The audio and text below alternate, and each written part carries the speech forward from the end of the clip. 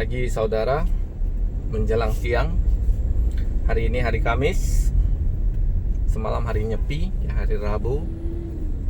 Hari ini cuaca sangat cerah dan kita lihat aktivitas di kota sudah mulai agak ramai, meskipun tidak seperti yang sebelumnya, sebelum ada wabah corona. Hari ini tanggal 26 Maret 2020. Saya berada di Jalan Raden Saleh, di depan kantor wali kota.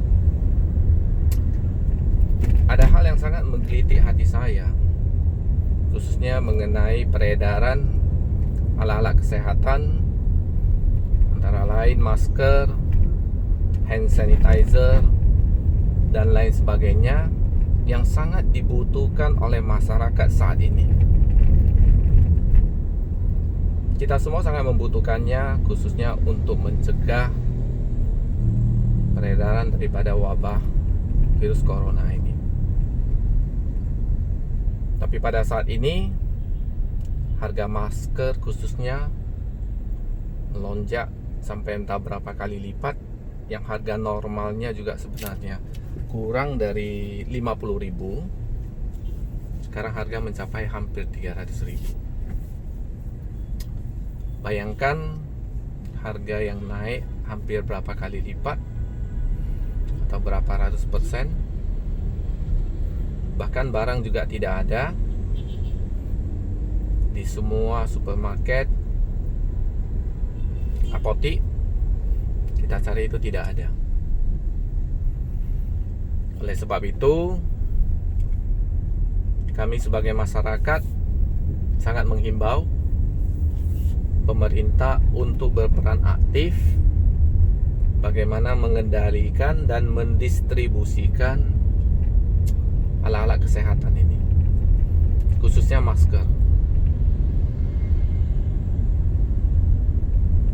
Negara-negara lain yang terkena wabah virus corona ini juga, salah satu kebijaksanaan yang mereka ambil adalah dengan mengendalikan peredaran daripada alat-alat kesehatan, yaitu masker itu sendiri.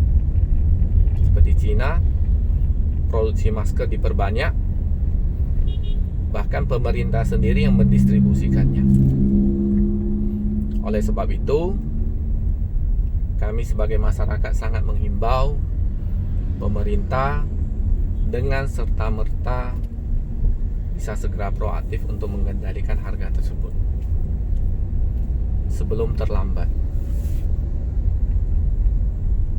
Memang dalam hukum ekonomi, harga itu ditentukan oleh supply and demand.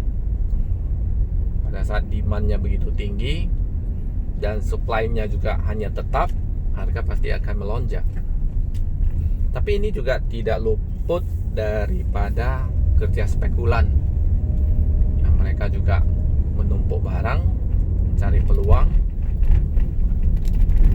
dan para konsumen juga menaikkan harga. Jadi oleh sebab itu, di sini peranan pemerintah sangat-sangat dibutuhkan. Kepada teman-teman yang mungkin memproduksi masker ini, atau para pengecer, pedagang, kiranya dalam menjalankan bisnis ini yang sangat-sangat dibutuhkan saat ini, pakailah hati nurani.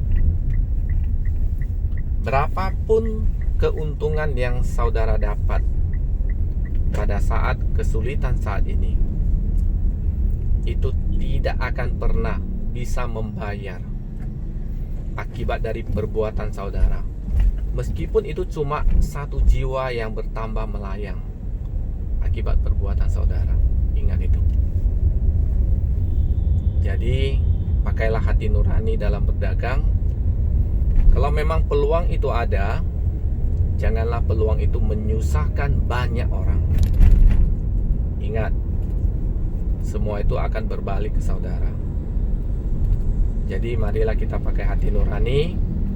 Dan untuk mencegah itu juga, pemerintah harus proaktif. Kita lihat Saat ini semua orang ingin membeli masker. Bahkan untuk rumah sakit saja suplai masker itu sangat terbatas, khususnya untuk para dokter. Bagaimana lagi kita yang sebagai orang awam?